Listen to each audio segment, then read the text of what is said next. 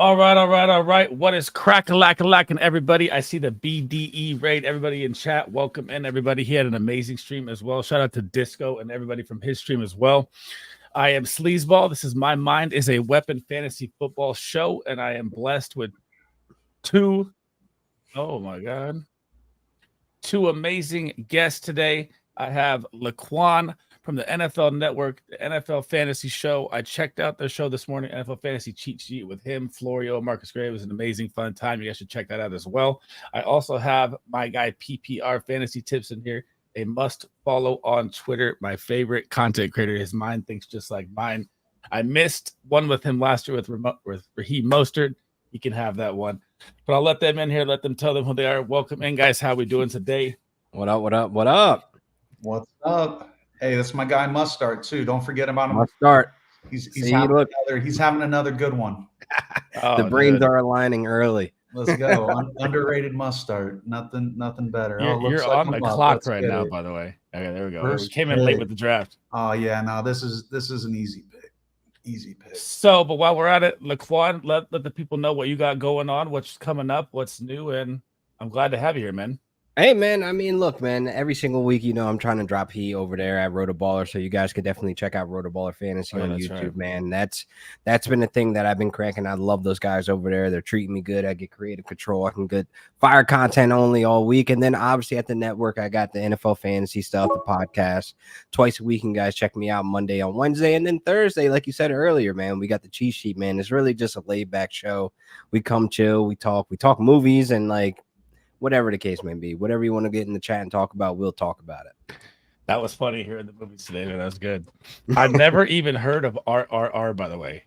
I have never ever heard that movie. And Marcus, he sometimes goes deep in the vault and throws something out there. And I watched it. It was a 3-hour movie, so I had to break it up as like it was like oh my god, binge watching a show. But man, that was just off the wall movie.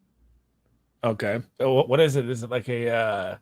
It's a Bollywood movie, Bollywood, to Florio, and like I couldn't even really tell you how this movie probably came about, like writing wise, but just as you can see, I'm just mind blown that this movie was made. Put it like that. Okay. So it's next called RRR. Yes, I've never heard of that, and I love movies. Never heard of that. It's a recent movie. I think 2022 or 21 it came out. It was one of those COVID movies. Well done, beautifully shot. CGI was fire. It's just that there was a lot going on to where it's like, what the hell is happening? I got my little nephew in here. What's up, Colt? Nice to see you in there, bro. So next draft, I didn't know when I started this stream that Laquan could not draft on drafters. So if we ever get him back on the show, which you're more than welcome anytime, we will be doing an underdog draft. Even though I mainly support drafters, but we will do that as well. We'll get to get some good insights. So break me down. Call it out. Break me down your best ball strategy that you're attacking this year. Both of you, either one. Go for it. PPR, you can go first. All right. For me, at the end of the day in best ball, I'm just looking for high upside guys and picking best available. I keep it pretty simple. I like to have fun in my best ball drafts. I don't really, I'm not someone that enters these like high stakes ones. I just like to have some fun with it, try and win a little bit of money. If I come out even or on top, I'm happy with that. I go a little bit harder when it comes to my actual redraft or any of those leagues that I play with my friends. But just best available, find some talent, find the guy that's going to pop. I think in those middle to end rounds is where you really win these leagues. I guess your first couple rounds, you just hope you don't have a guy get injured, and hopefully, you're smart enough to pick someone that's decent in the first couple rounds. But, middle rounds, end rounds, find those steals. Absolutely. Okay. I mean, to follow up that's exactly how I'm drafting these best ball leagues. And like those first couple of rounds, man, it's just like you're just praying that you make the right choices because these guys are going to be carrying your team, most of the season. So it really gets interesting after that 4th, 5th round where it's like, okay, let me start getting my guys that I think about be home runs. Like I'm fading all Devon Achane. Like, I know where he's going to come up because I know he's probably off the board yet. No, he's not. He's probably coming up now. I am fading that guy because I feel as though I'm going for my guys that I know are going to be solid every single week. And yes, upside does play the part. You're fading Devon Achane? Yes. That's my guy. Oh, okay. Sorry. You don't have any wide receiver. Like they say 12.5%. If you go wide receiver heavy, it's better for your best ball to make the money or make minimum.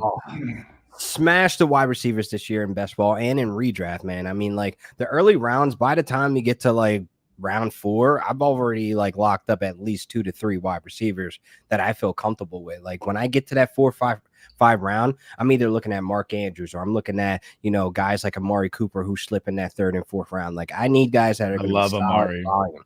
Yeah, I mean, hopefully his redraft, you know, value stays where it's at in ADP and best ball because, man, getting him as your wide receiver 3, I don't know about you guys, but then I feel like, my wide receiver room is completed right now with elite talent. I mean, the guy dropped 50 points last year in week 17 to win people championships or week 16. I mean, exactly. Yeah, exactly. So he's always going to be fine. Like even with the Deshaun Watson, like worries, like he averaged 15 fantasy points per game with Deshaun Watson. So obviously those other guys were affected, but he was not. So therefore he is QB proof when it comes to volume, when it comes to production. I'm glad you brought that up. Deshaun Watson, a topic I want to get after. He just tweeted today that he's fully back in the grind mode. I got my groove back to play football again. Are we buying him at his low ADP? I think it's a possible league winning choice that late in the draft. I'm starting to come around. I will say I know that I think it was maybe a month ago I tweeted something out where it was like guys that I'm fully out on, like no chance I'll touch this person, and I am gonna have to eat my words on Deshaun Watson to a point. I don't want him. I'm not looking to draft him, but if I got myself in a situation where I didn't like my quarterbacks, you can't really deny that the guy, at least based on what he did last year when he was healthy, if you take the one game out where he had like 5 pass attempts, I think it was against the Colts, he averaged like 18 points per game. I mean, the guy's being drafted, I think, is like QB, I'll make it up, 16, 17, somewhere around there. I mean, I think he's in like the 20. You could get a guy that could end up being a top 10 quarterback in fantasy that late in drafts. It's hard to say that he's not a decent value pick, but I mean, we can say the same thing about Daniel Jones. I mean, just 2 years ago, this dude was a top 7 quarterback. I mean, the rushing upside is always going to be there for Danny Dimes. So he's one of those guys that I'm just taking a flyer on. Like if he pans out, he pans out. But I really think adding Malik Neighbors, you just pray and hope that he is going to be able to elevate his game. But in the end, I'm always going to be worried about the injury, and then I'm worried about the circumstances around him. Like you don't have Saquon Barkley anymore. You don't have that tight end that you had as a security blanket in Darren Waller.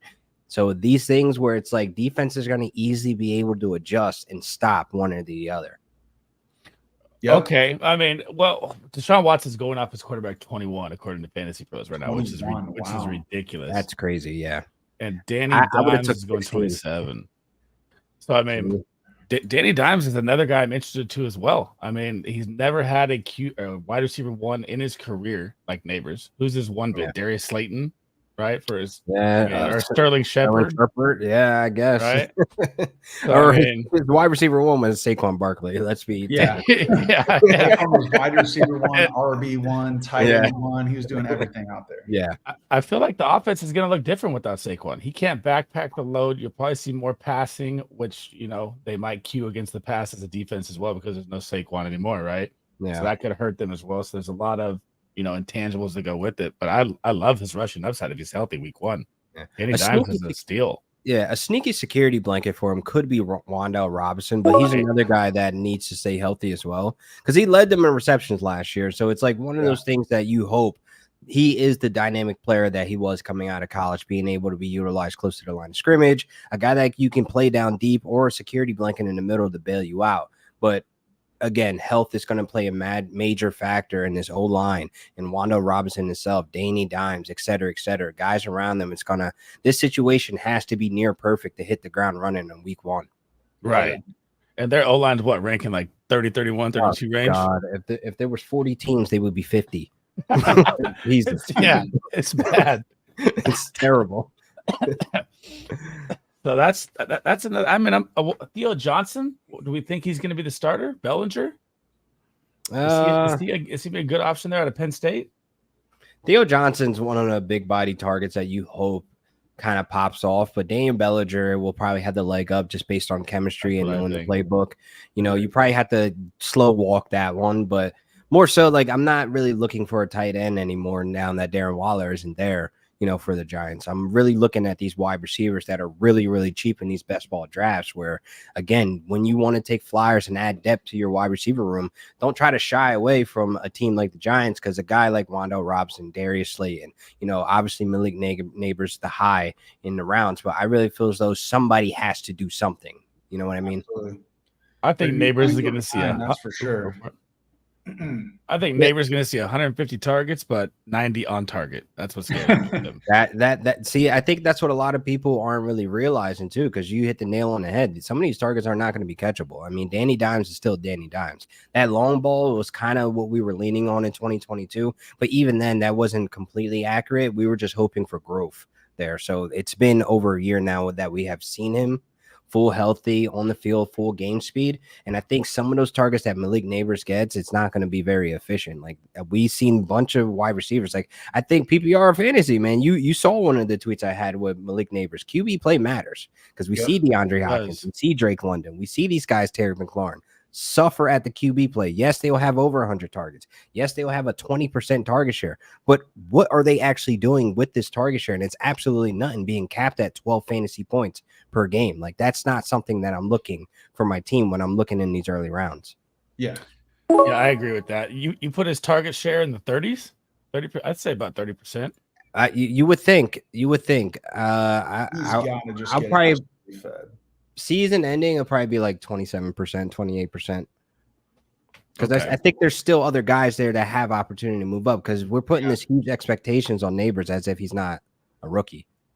You know what I mean? Like we need to kind of draw this back a little bit and still remember the team he's on, the quarterback he has. And I love Brian DeBall. He's a great character. He's a great coach. I wanted to say. I said character because we're watching Hard Knocks, but I just feel like we have to really see this team execute at a higher level as if we were able to see Josh Allen move forward in his progression to be a good quarterback where he's at. Yeah, I think Danny Dimes is gone next year. Oh, he should be gone. I know the contract is ridiculous, but I mean, it's hard to watch. That's why I was like, when Malik Neighbors got drafted there, I was like, no, Chargers, man, get something better, dude. Man, if he had gone to like the Bills. I'm a Keon Coleman guy, but would have been pretty beautiful to see Malik Neighbors over there instead. Keon Coleman, a lot of people are high on. When I was watching his tape, I didn't even rank him that high. I had him like wide receiver 12 coming out. It's really just an opportunity for me. Like that's really what it comes down to. And I like Curtis Samuel. I definitely think he's going to have a role. I think Khalil is going to have a role. If I had to bet, if Coleman does not end up the wide receiver one, I think it'll be Khalil. I think he'll end up with. I think it's going to be Curtis Samuel, but I don't know. I kind of think Coleman's going to thrive in the red zone, and I think that's him and Kincaid are going to kind of be a red zone duo that's going to be hard to stop. And then you got Josh Allen at the same time running the ball in. You got to watch out for your guy, Sleaze James Cook, catching a pass. Yeah. He's not going to score any touchdowns, though, Sleaze. Yeah, we know. He doesn't get red that's Ray Davis. Yeah. They're gonna throw it to James Cook, and then he's going to pitch it to Davis. There you go. Little flea flicker going on. I look at it as Curtis Samuel back with Joe Brady. The last time he was even a top 30 wide receiver was with Joe Brady in Carolina. Yes. And now he's gonna get. I don't know if he's playing slot. I think he's coming out the slot. I'm not positive on that yet, or how it's gonna work out yet. It probably doesn't even matter because he knows how to utilize him. He's the only one in the league that's been able to deploy him at a career high. So I'm right with you with it. And I think he's gonna lead them. I think he's going for 1,000 yards. He's to be their number one. Well, obviously, their wide receiver number one will be Kincaid. Let's be real, but he will lead their wide receiver room, I think. Yeah, I mean, Kincaid's going to either be number 1 or number 2 in my eyes for sure. Okay. So who do you guys got for deep sleepers in best ball? Since we're in round 6 right now, I'll start to look at our teams here. I got my boy E draft in here as well. He's at the 8 spot. What's up? Yes, see you in chat. Catch up with chat here a little bit. Hot take JC, what's up? I was in your guys' stream. Hot take City AP, Mingo, Who Hames, what's going on? Quasi in the building, what's good? Maverick Media. Welcome everybody. My bad. We were just talking. So I want to know, pick your brain here. I'm going to go round 14 to round 20, where you hit about the home run hitters. Who are you looking for home run hitters in best ball late in drafts? You got a PPR? I mean, if I was going to say a home run at the end of a draft, Javon Baker for New England, thinking maybe he could pop off. I love Javon. I know the Ravens want us to think Rashad Bateman's going to be that guy. Yeah, I'm not on Team Bateman. Honestly, I think that's fantasy Twitter once Rashad Bateman hit this year. I don't think it's the Ravens. Demario Douglas, I think he's a guy that could be a sneaky pick. And then Jermaine Burton. Those are probably some of my favorite late round guys that I would pick down there. Okay. Who you got going there, Laquan? I mean, look, we don't know Jonathan Brooks is going to be hitting the ground. I want you to say his name. I want you to say his name. Herbert. Chuba? Go ahead and go.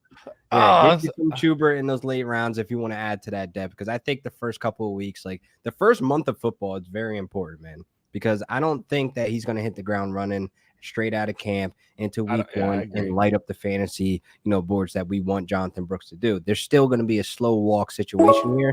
So if I'm expecting this offense to be moving and driving down the field, I can rent for a 14th round running back in Chuba Hubbard, who's going to see RB1 touches for the month of, September. So he's one of those guys you should definitely be targeting in those late rounds. I was hoping you were going to say my guy Dortch. Greg Dortch. Listen, I think people are tired of hearing me say Greg Dortch at this point. Like, I've been screaming this, and people are like, yo, shut up. Okay, we get it. Like, I'm going to keep saying his name, but I feel as though Greg Dortch is a no-brainer if you hear me or see me on the screen. He is going to light it up this season when given opportunity. 100%. And we just did the Scott Fish draft out there in Vegas, and I got him in the 18th round. Oh, that's free money. What? Yeah. Free money. And he could be a returner. That's huge. And Scott Fish Bowl, he could have some real upside with that return game. Absolutely. Dude, I think you dropped it on stream earlier today. What did he average per game with Kyler Murray? I know they have Marvin Harrison and McBride now, but what did he average last season? I missed what you said on something. Me or on the NFL fantasy stream. You said 17 points a game. 17.5 fantasy points per game in the games that he played over 70% of the snaps dating back 2 seasons. So it's like one of those situations when given opportunity, he's on the field. And at the times Rondale Moore was banged up, he was able to step in. And some people are like, well, you got to remember Marquise Brown was banged up. Well, no, this is with Trey McBride and Marquise Brown on the field as well. So he's able to earn those targets. I mean, Kyler Murray was already in the press conference saying if he was 6'5", he would be a top 5 wide receiver. Exactly. So he understands what he's getting out of Greg Dortch. So they signed Zay Jones, but he's only there to stretch the field. He's only there for a one-trick pony. When it comes to earning these targets, when it comes to third down, who's going to be the most reliable target for him? It's going to be Greg Dortch if he's going to constantly get in that mismatch in the slot. So I'm just grabbing every single share that I possibly could of Greg Dortch this summer. Yeah, I'm on board as well. I especially with the kick return, punt return, and how he's out of the slot, dude. He's gonna eat up. Oh my god, he's gonna go nuts. Let's go. Hey, salute to Never Punt drafting my guy James Conner. Respect. Let's go. Let me see. As a Rams fan, it feels nasty talking up Cardinals like players, but it is what it is. I'm gonna be dead honest. I'm gonna be real. Shout out James Conner. Yeah, I'm gonna grab your guy, bro. Oh man, Sleaze, that was dirty. Must start Mostert. So last year, Devon. I'm about to pull up some tweets that you posted. I love that. Put him under the bus. I'll pull up your James Cooks one. We're fine. Hey, I own that L. I was wrong. He wasn't as good though as he was being hyped up to be, but he was definitely much better than I expected. Well, when they got Brady, it all turned around.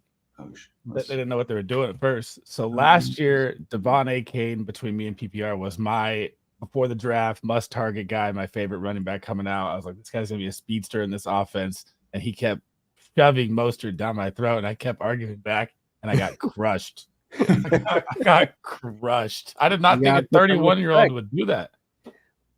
I mean, if we really technically think about it, because like everybody is like he's injury prone. So those are the games that he's not playing. So he's not really 31 and running back age. Like I keep trying to tell people that he's really 29, 28, where we still have the last bit. And this year is the last bit of Mostert that we can honestly get. He probably won't finish with 21 touchdowns. No. But even in regression kicking in, you're still getting double-digit touchdowns. Come on. What are we talking about here? Thank you. Hey, roll Tide to that. Let's go. Yeah, so come on.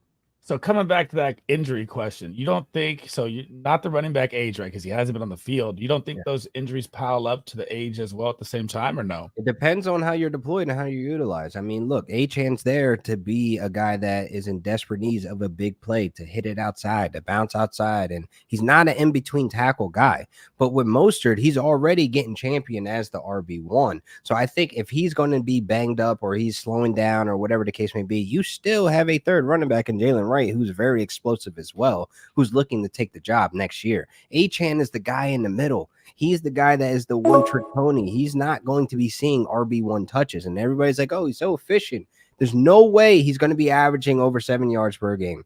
I mean, 7 yards per carry. It's not happening again. I'll give him 5. Yeah, I agree. I'll give him 5, but then it's going to be on low volume. Last season. Yeah, nobody was ready for it.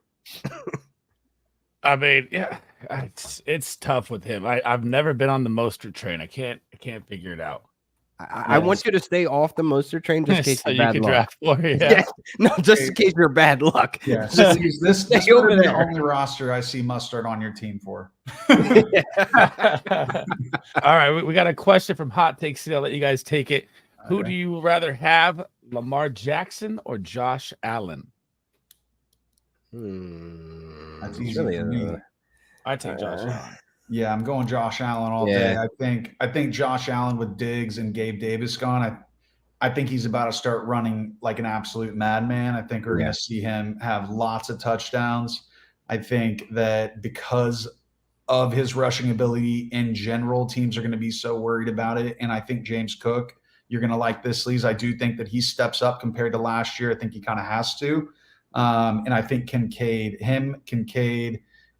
and then one of those wide receivers. I'm not going to sit here and act like it's a lock for any of those wide receivers. I personally want it to be Coleman, but at the end of the day, Josh Allen is a stud. He still has weapons on the offense, and in fantasy, I'm all about a rushing quarterback. Lamar does run the ball, but I almost think that, or if his team stays healthy, Mark Andrews, Zay Flowers, and of course, the GOAT, Derrick Henry.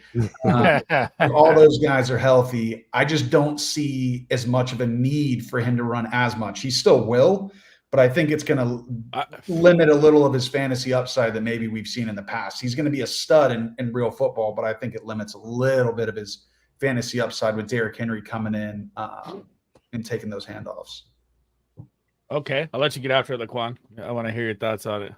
I mean, I'm going with Josh Allen. He plays a lot of hero ball, so he's going to take a lot more chances than Lamar. And then Lamar, when he plays hero ball, he uses his feet. So you get the dual threat in Josh Allen with the hero ball with the arm, and you have a deep threat like Keon Coleman. You have somebody like Curtis Samuel that has home run ability. And I really feel as though Khalil Shakir is going to map out. So he has a lot more receiving options than Lamar Jackson has. He only has really Zay Flowers. I mean, Rashad Bateman, we have not seen this displayed to be the top wide receiver he is. And plus, we have not seen 2 wide receivers on a Ravens offense be relevant, to be honest. I mean, either one has 50 receptions or the other one's averaging more than 10 fantasy points per game. It's never both. So I really feel as though you look at this offense with Josh Allen, there's just more scoring opportunities for him as a quarterback versus Lamar, where he'll have to make a lot of his opportunities.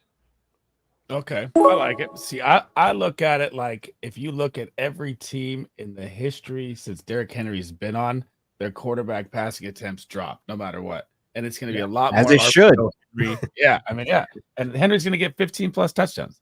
So, I mean, I think Josh Allen in the red zone steals some from Cook. I don't think that Lamar Jackson's ever going to steal any from Henry in the red zone.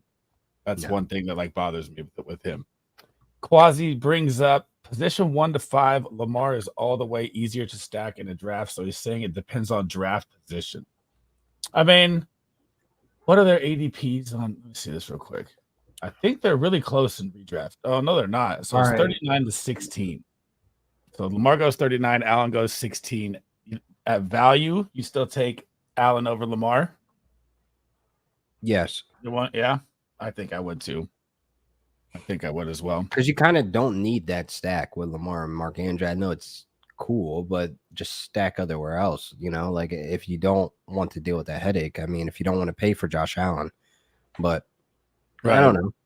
It's not anything like too crazy, like where I'm like needing to get Lamar Jackson and Mark Andrews. It's not like they're going to the moon this year. It's kind of going to be the same with what we had. For me, I like to target quarterbacks late anyways. So I mean, I'm not going to waste one of my top 3-round picks anyways on a QB for me. There's such value depth later in a draft that I don't even try to, and especially in like your Dak. Look where Dak and Kyler Murray are going, like in the 8th, 9th round. Like right, which is crazy. Yeah. Kyler Murray is my number 1 league winning pick in round 8 and 9. I can't believe he's going that. I don't know why he's so low though. There's no real indication of why. He just got one of the best wide receivers in the class. So why wouldn't his ADP go up? That's why I have no idea. I think when guys deal with injuries, people get scared off very easily, especially the folks that aren't diving into numbers, aren't looking at fantasy football on a remotely regular basis and just play casually with their friends. I don't know how much of ADP is affected by them yet. Maybe it's kind of begun, but in general, I think people overreact to guys that have had injuries and missed games, and then they just sleep on them. And hey, I'm happy for it because I'll be scooping up Kyler Murray wherever I can. The guy's an absolute stud. He's got top 5 upside, in my opinion. Yeah, I just ranked him today at QB7. So I'm like, yeah, it's solid. What is going on here with him in this draft? Who Hames in chat says Buffalo didn't get rid of Diggs if they didn't believe in Shakir. Dude, he's a diva, man. I don't know about that one. There was they got rid of him because they didn't want to deal with him anymore. Yeah, because he's an in-house problem, man. He's tough. He doesn't fit Joe Brady's I don't want to say scheme, but he doesn't fit culture. Joe Brady wants to spread the ball out. Like he wants to get other guys involved and not just hone in on one target. I mean, that's not how his playbook is ran. So it was kind of a no-brainer if it came up to him. Hot Take City says losing Gabe Davis was a bigger loss to the Bills than Diggs was. That I know. Oh man, Hot Take City, you are true to your name. I'll give you hot take right there. that thing is flaming right now. How many games did Gabe Davis drop a goose egg on last year, man? How many? 5 or 6? Too many. Way too many. What was it? Was it 2 years ago? Was it a year ago or 2 years ago where everyone, I think it was last year, the beginning of last year, everybody thought Gabe Davis was about to absolutely pop. He was getting hyped up like crazy because I think the year before he went off for a few games in a row at the end of the season, if I'm remembering right. I feel like that's every year. Disappointed everybody. Yeah, I think every year. Like 2 years in a row, I've been hearing Gabe Davis, and the guy does nothing. Hard to call out the specifics when he does it every season. Exactly. Coming up to the turn here. All right. Got another question here. Do you guys think Rico Dowdle is better value than Ezekiel Elliott on the Cowboys? No. Yeah. If we honestly think Zeke is coming in to play backup, I don't know, because I really feel as though if they really wanted to get depth, they would have been aggressive in the draft. They would have been aggressive in free agency. I think they got Zeke back there because they're comfortable with him being the RB1. Rico Dow, they kind of like are stuck with him. Not stuck with him, but they kind of like, okay, you're here. You know what I mean? It's like you're going to be involved, but I don't think he's going to be fantasy relevant on a week-to-week basis. But I know we're talking best ball, but even his highs, I don't see his highs being like 20 points. I don't see his highs being like 15 points. So he didn't look that bad last year. He didn't look that bad, but when you go back and double back to the X with Zeke, it's like down bad. We know. Right. Yeah. I think CD is going to see 300 targets. Their run game is going to be shit. Oh, yeah. Yeah, the run game's going to suck. They probably average less than 90 rushing yards per game, to be honest. I saw something. I think it was on maybe a Bleacher Report article. I'm not sure. I saw something on one of the websites or apps I was looking through that was saying that their thought is that the Cowboys are going to make a play for running back during camp. They think they're going to bring someone in, maybe like Kareem Hunt. I don't know. Leonard Fournette. Leonard Khalil Herbert, yeah. Javonte Williams. I thought I'd see Khalil Herbert traded draft time to the Cowboys. Or Jordan Mason. Those are like my two guys I thought should go. I actually walk back Khalil Herbert because I feel like he has a role there. Like, I don't know why we're casting him off because honestly, he's like their third down back. Like, he converts the most third downs out of that entire backfield these last 2 years. So it's like they still need somebody that can keep the drives going. I don't think Roschon Johnson is ready yet. Like, if he was ready, then I think Khalil Herbert would have been gone. But at this point, like, when you look at the running back room, you have Swift, you have Khalil Herbert. Swift is an RB2, but always dressed as an RB1. I don't know why we keep doing this. He's been in a 1-2 punch since the start of his career, and it's like we kind of have to deal with that. So I think Khalil Herbert does have some standalone value this year in these drafts. I agree. I mean, I'm more on the Roschon side, though. So you're kind of tilting my mind with what you just said. I've been thinking that Roschon's the goal line back because DeAndre Swift is so tiny, and every running back he ever plays with scores more touchdown than him anyways in the red zone. Yeah. And Khalil Herbert's probably, I don't know his weight, probably 215, 210 around there. Roschon's the only big guy they kind of got.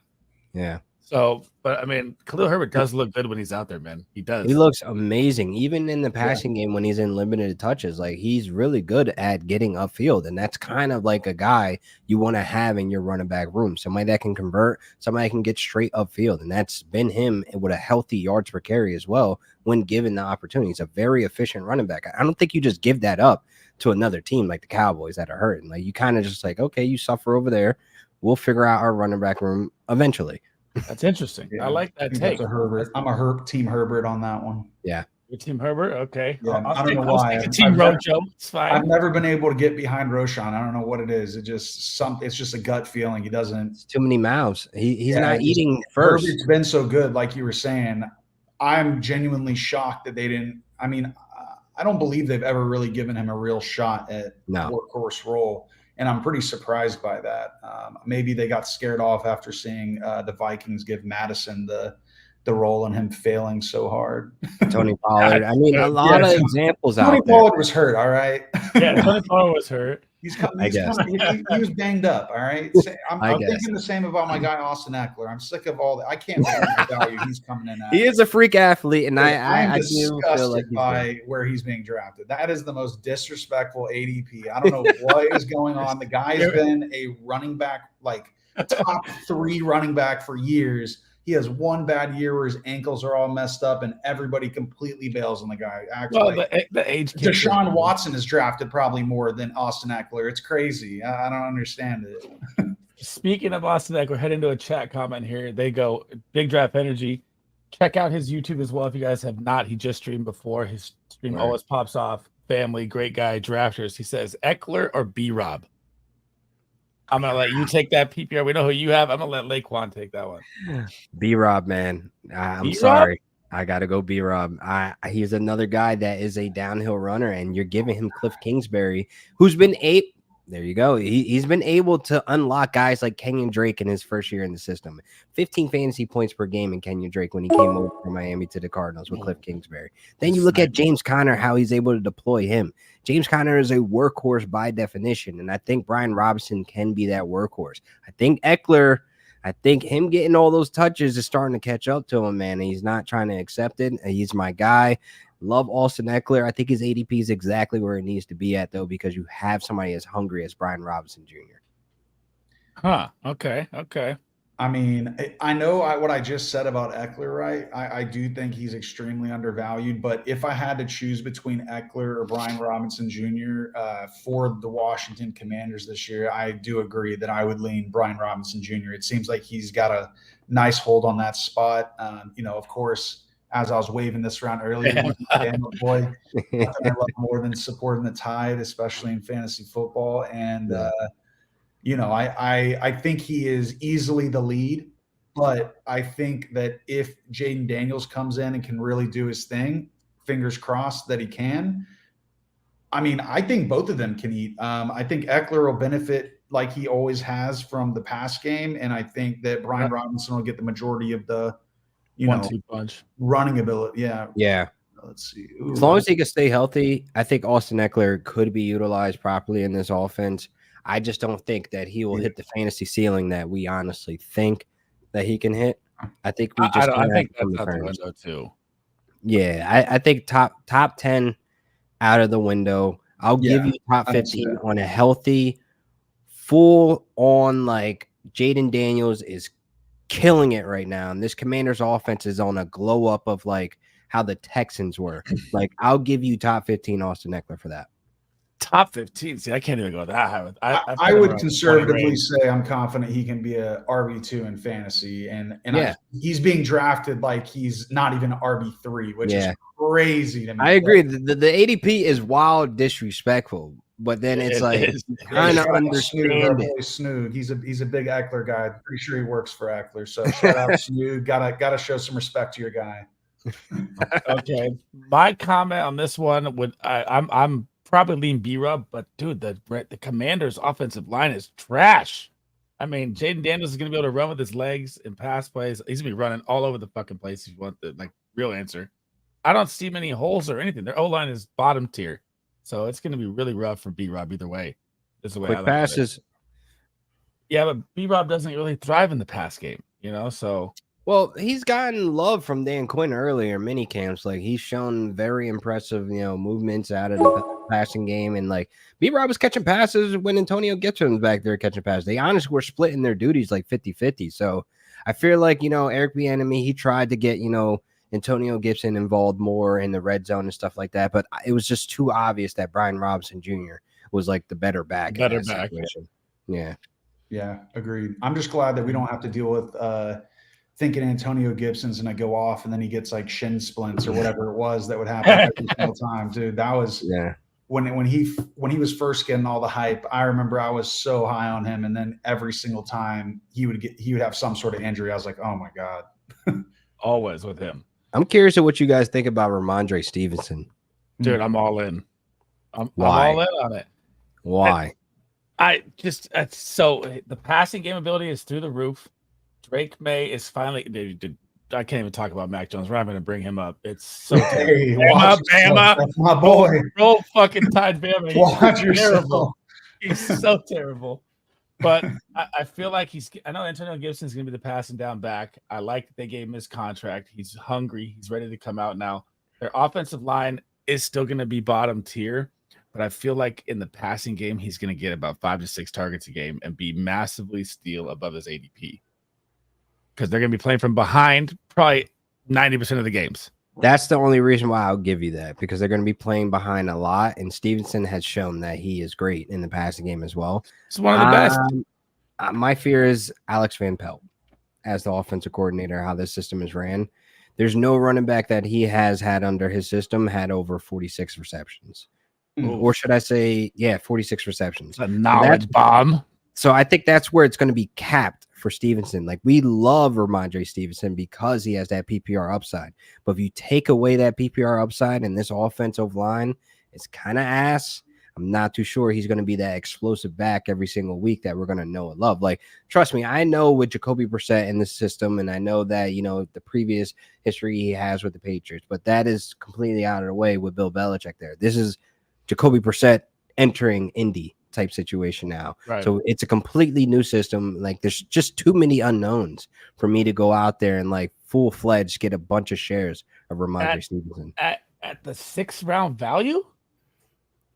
I rather Mixon. Oh, totally. Oh, I'd rather Mixon for sure. But Mixon's a full round ahead of him now. He's at 50. Is he? Yeah, I might be wrong actually. Then he might be in the 5th. So early near 5th. Near Ramondre is Aaron Jones, Najee Harris, DeAndre Swift. I like him more than all of them.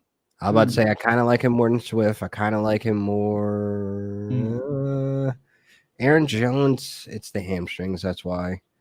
Dude, he's got like 5 injuries in the same one. He's toast. He's But he averaged 100 yards per game the last few games. I know. I can't with him. I can't ignore that. But you might be right then. In the 6th round, that is value. I just hope that he gets the targets that he deserves. Put it like that. Yeah, he could explode. He could.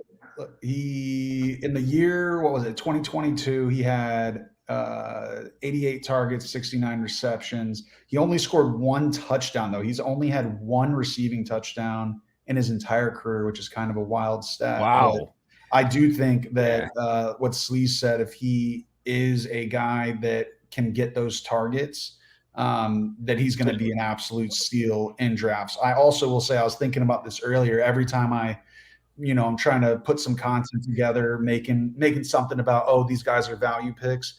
I swear, with all of the changes that have gone down with especially big name running backs and things like that, I really feel like there are so many value players, at least in my eyes, guys that I'm not saying that they're giant values, but people tend to like the shiny new toy. So there's a lot of the new guys that come in that I think are overvalued. And there's a lot of the, guys that maybe are getting a little up there in age or whatever the case may be that I think are undervalued. And it's pretty crazy. I think it's going to make for a really fun year in fantasy. But for folks like us that are, putting takes out and giving our opinions on stuff, it's going to, it'll either be really fun or it's going to really suck if you're everything that you say. It usually really sucks.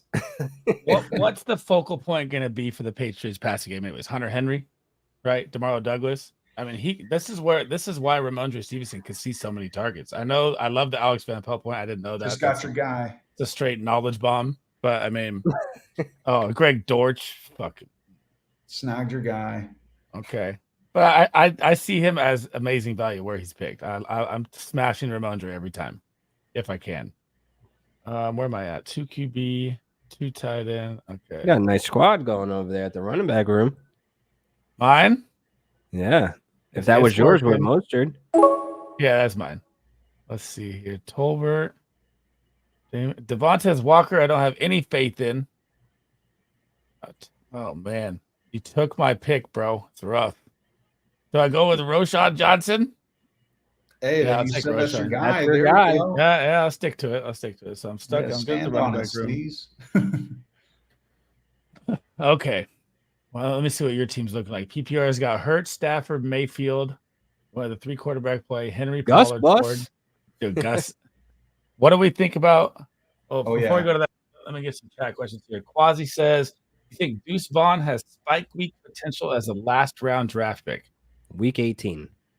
Nah, I'm out. Week 18. No, I'm totally out. Funny. This is pretty funny. Last year, my girlfriend, her dad plays fantasy football, and he showed me his team, and he had Deuce Vaughn on it. He's a huge Cowboys fan. He grabbed him at the end of the draft. How about Cowboys one? I feel the same way now that I felt last year. Just drop that man. He's not doing anything for you in fantasy. Watchless. Probably because that update of he's coming out the slot. Is that why people are going to think that he could have a spike week? God. I mean, best case scenario, if you're you're a big gambler, go put $1,000 on green and see if you hit, because you got a better chance of that hitting than Deuce Vaughn doing really anything in fantasy this year. Yeah. The NFL didn't pay Eckler much is part of the fear. William says the NFL didn't pay Eckler much as part of the fear. I mean, he's also coming up in age too, so you're not going to pump a big contract to him. Hot Take City says, "How do you feel about Trevor Lawrence? Great, good, overrated?" Oh, I'll let you guys take that one. Overrated is the answer for this. Like, it doesn't matter if he's good or bad. It's just overrated. The expectations were high to the ceiling of, was it John Elway and Andrew Luck? Like, those were the comparisons of him coming out of college. And we have yet to see 1% of any of that. So therefore, it doesn't matter if he's good or bad. He's just overrated. Go ahead, PPR. Yeah, I mean, I totally agree. Overrated. I will say, I thought he was going to be a huge bust at first. I was like, oh my God. And, as a Bama boy, I was like, I love it. Let's see Trevor Lawrence. I absolutely love that. No Diddy. But no, the one thing that I do like about Trevor Lawrence, I will say in fantasy, I think he's a solid fantasy quarterback. I don't expect too much out of him, but I also think that he can get you like okay, decent numbers. You're not going to be, crying in the locker room because you have Trevor Lawrence as your quarterback, but you're also not going to be getting excited too much. The one thing that he does do really well is he supports wide receivers and talent all throughout his team in fantasy. So I love getting at least one guy from the Jaguars. I've been a big Brian Thomas Jr. fan this year in drafts, scooping him up. I've thought about trying to trade Sleaze in one league that we're in. Sending me garbage. I mean, honestly, anything that I'm remotely considering, I know that Sleaze is going to shoot down. So I've just completely backed off on attempting to send Dude, what was the offer? It was two guys that he drops right after. So take this in. He goes, I think I might have tried like Demario Douglas and Ricky Davis or something like that. And then 2 days later, he drops Demario Douglas and Ricky Purcell after sending me a trade offer, bro. Hey, ready? And then Sleaze picked both of them up. Yep. Wow. Yeah. So he wants to act like trash, but he picks them up immediately. So who did you drop to pick them up? You didn't have to dump the bench? He picked up, I believe, he saw the update on Taysom Hill and Jawan Johnson and got excited and took Taysom Hill. And I've already dropped Taysom Hill. He dropped Taysom Hill? Oh my God. Yeah, I'm a waiver maniac sometimes.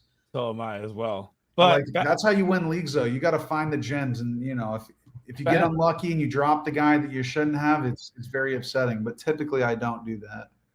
Right. Or at least someone that's good enough to really get upset about. Overrated. I do think the career has been overrated, but I think his value right now is gold.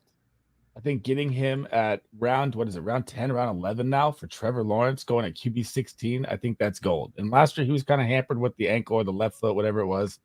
I think he's going to be outproduce his ADP if you're asking me, overrated and draft wise. So but who career wise? Let me hear it. Would you take Tua or Trevor Lawrence? Tua.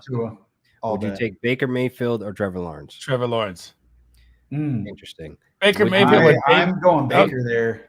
Dave Canales leaves, the system turns to shit, bro. But you bring in Cohen. You bring in a guy that just had Kentucky. First time, I don't know. I don't know. I'm not fully. And he's a Sean McVay guy too. Anybody from the Rams tree, they kind of excel. I mean, it's kind of yeah. I don't want to go on my Rams rant, but I feel like he's good. It was a lateral OC move. I feel like it's good.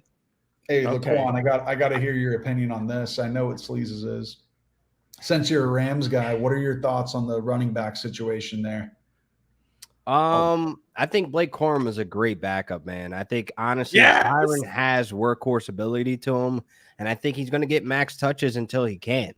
So I think having Blake Corum back there is just a backup plan we haven't had in many years. I mean, you saw Sean McVay run Todd Gurley to the ground, and he learned his mistake. You can't lean on one guy without a backup plan.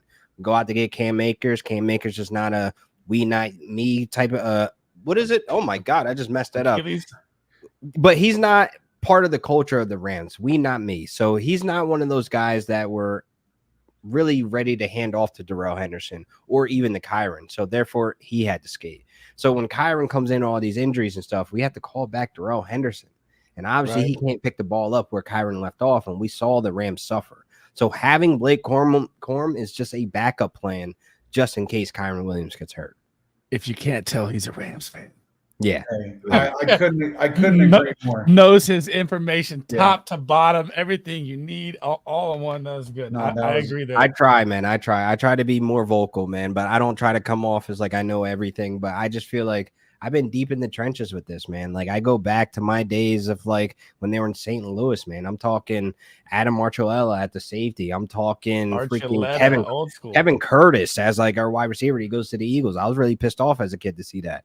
Jared Cook, Kenny Britt, Tavon Austin, Stedman Bailey. I can keep going back. of guys that, I watched kind of wanting to develop to be their number one wide receiver, or number one running back. Isaiah Pete, I interviewed him before on one of my series is Beyond the Game back in the day. But like, that's sick. I absolutely loves the Rams, and I try to be as real as I can. Like, I'm telling everybody to fade Cam Akers these last 2 years. I'm telling everybody to fade Tyler Higbee every single year because those 5 games in 2019, oh my God. Yeah. Right. Like, come on, man. Like, really look at the situation. Josh Reynolds was not able to develop as a healthy wide receiver to go out there and step up, and Liam Cooper Kupp being hurt. Then you have a broken Todd Gurley. So therefore, it's like Tyler Higbee step up, and he did. So other than that, I like to keep it real with my Rams takes, man. I try not to be a fan and be all biased.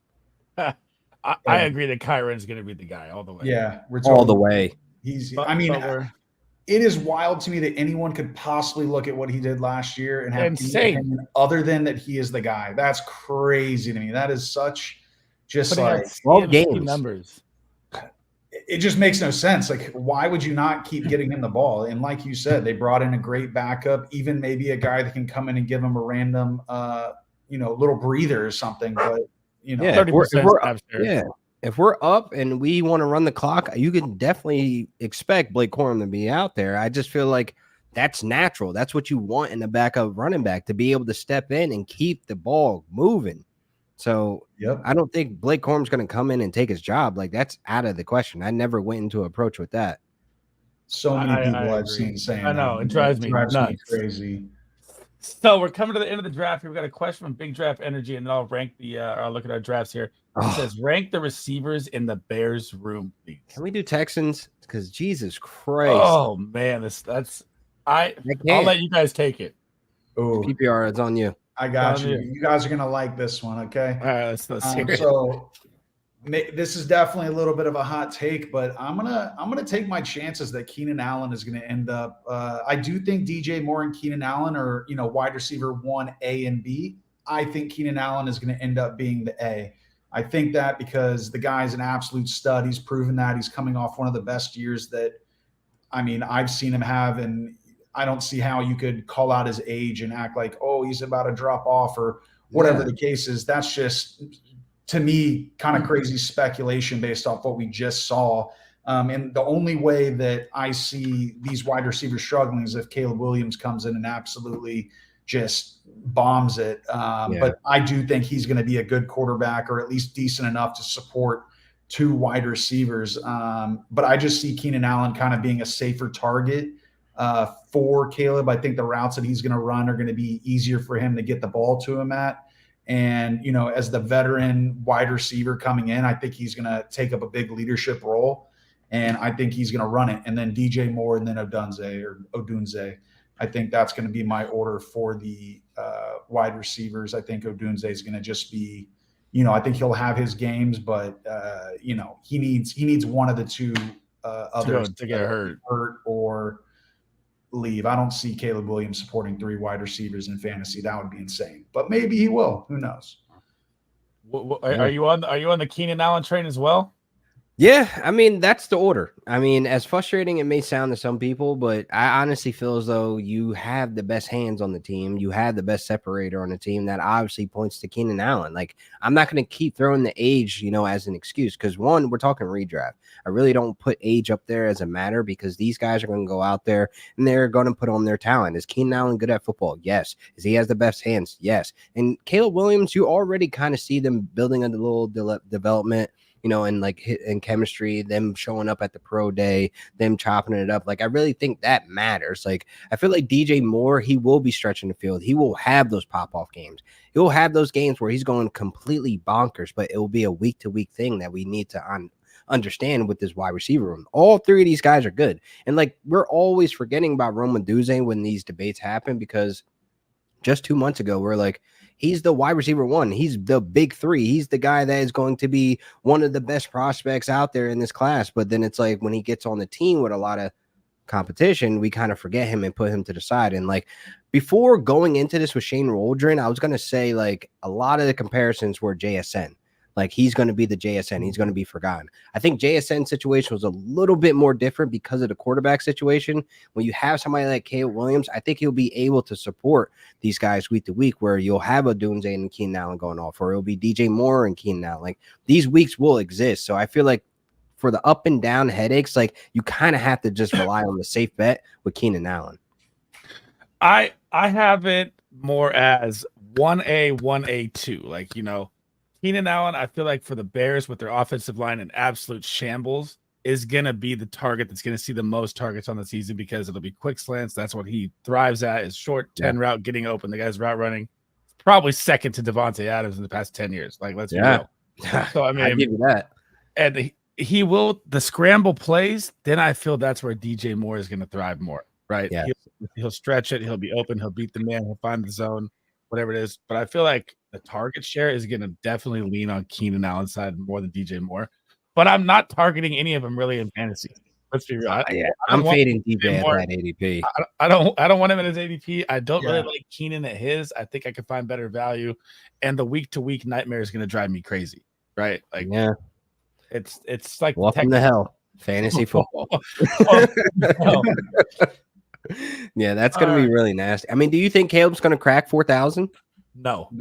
See, then we can't honestly take DJ Moore at his ADP then, because that will only have to be true for if he's going to crack that 4,000, is if DJ Moore is going to be cracking those long stretch go routes at least twice a game. Then I don't see that happening.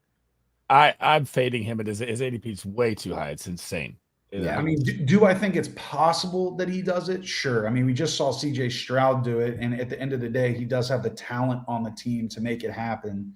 But I think you said earlier the O-line is going to be an issue. I think 4,000 is going to be tough to get to if your O-line can't give you a little bit more time. But we'll see what happens. Dude, one injury and they're in shambles in Chicago, man, on the offensive line. Really rough. Let's get one more question here. We're almost at the hour mark, and I love this question because you know where I stand on this. Everyone knows where I stand on this. Puka or Cup in this drafters format, or on this? I want the question for everything on the season, at redraft, everything. I think Cooper Kupp is going to outscore Puka Nacua at a lower value. What do you guys think?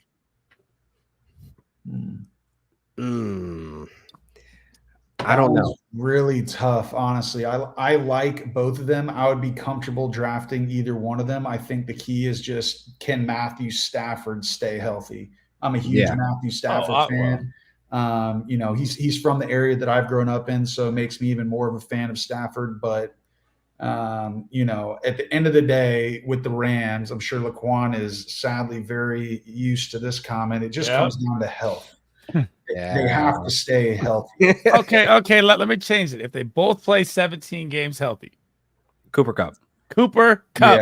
Yeah, I think Stafford and Kupp's got that incredible connection. I don't think you can deny that. I think Puka is a stud, but I think he benefited from Cooper Kupp not being 100% last year. Exactly. Because if you look at the numbers when Cooper Kupp came back, they like Puka's numbers really come closer to Kupp. And I think their ADP should be a lot closer back in time, if you guys remember, where Robert Woods and Cooper Kupp were going back to back in ADPs. Like they were really, really close. I think that's where Puka's ADP should be at now. It's way too high. Yeah, his ADP is baked in as if you think Cooper Kupp is going to get hurt at some point. Yeah, which it's fine. It's fine. But if he doesn't, he's burning you at that 107 spot. He's burning you even in that early second round. So we kind of have to have our expectations of like, all right, if I take Puka in this first round, I'm expecting Cooper Kupp to get hurt, but Matthew Stafford to stay healthy. So that's why it doesn't make sense to me, because if anything, you should be worried about is Matthew Stafford's health, because then both of them suffer. Yeah. So it's like one of those things where like I have to say publicly, fade Puka at ADP, because I hate saying it because the talent is there, but it's just like, come on, man. We have to start making sense of these decisions. Like you're drafting a guy baked in with so many unknowns if that happens. So, I mean, I think he thrives in the Kupp role, and who is better than Kupp in his own goddamn role? Yeah. I mean, we've been comparing wide receivers in the slot for the last 3 seasons to Cooper Kupp. So it's like, why all of a sudden Cooper Kupp isn't Cooper Kupp? You know? Yeah. I mean, if he's healthy, I think he's going to remind people why he's a Triple Crown man. It's like Cooper Kupp played in 12 games last year. You know what I mean? Like, and he was hurt all year. He was hobbling all year. The majority of those games, he wasn't 100%. Yeah, he was coming out of camp hurt. So it's like these things. McVay and those twisted updates last season, man. Cooper Kupp's coming in healthy, missed 4 games. All of a sudden, it's like, God damn. McVay lies sometimes, and I can't decode that. I'm not that good. Here's how you decode. Here's how you decode coach speak. You believe nothing that they say. It's that simple. Yeah, you're going to be right way more than you're wrong. Okay, you just own the L's. If the coach tells the truth, okay, congratulations. They rarely do. Yeah. All right, guys, we're coming up to the hour here. I'll go over your team real quick. I kind of went over it already. I love Tyreek Hill. So you got Jalen Hurts, Stafford, Baker Mayfield, Henry, Pollard, Jerome Ford, Gus. I like Gus a lot, especially with that new update. He's the guy now. Tyreek Hill, Brandon Ayuk, Rashee Rice. You always get Brian Thomas. You can't help yourself. You always steal Javon Baker and Deutsch from me all the time. TJ Hawkinson, I don't even know if he's going to play this year at a couple updates I've seen. So rough on him. But if he does, that's amazing value. It'll be late in the season. You're hoping he turns up at least 2 or 3 times. Yeah, week 10, 2 or 3 times the back end to help you in that playoff run. Yeah, in best ball, I think it's worth taking a shot. I don't know that I would. I mean, I guess I would draft him in redraft if I could get him late. I just throw him in my IR spot and let it ride. There you go. If you got an IR spot, that's strategy right there. If you don't have an IR spot, though, definitely leave TJ. Do not waste the bench spot holding TJ Hawkinson. You bully your commissioner to get you an IR spot because that's a better idea. Tell him you're worried about COVID coming back and we need multiple IR spots. All right, guys. So make sure while you guys are in there, if you're in chat, that you go smash a follow on PPR Fantasy Tips. Twitter drops amazing Twitter content. I had an amazing time, guys. That was super fun. I'm pissed I didn't do underdog. I didn't know that. We could have done an underdog draft to get us all in. Hey, this was dope, though, man. It's all good, man. Don't worry. Laquan just hanging out, giving us all the great insight, man. My guy changed my mind on Ramondre, changed my mind on Baker Mayfield. I'm like, what the hell's going on here? All right. Man, don't let me change your mind, man. I'm just a talking head just like everybody else, man. No, that was knowledge bombs, man. That was good stuff. So you guys are welcome back anytime. Thank you for joining me, man. That's it for me. I got to go say what's up to the wifey here. I will catch you guys. So my podcast on Friday will be running back rankings after the show tomorrow with BDE. We're doing Friendly Friday. All 4 of us are drafting me, Bayou Bengal, and the sports affiliation tomorrow. And that's it for me, guys. Thank you guys for joining. You guys are welcome anytime. Have a good night, everybody. I'm out.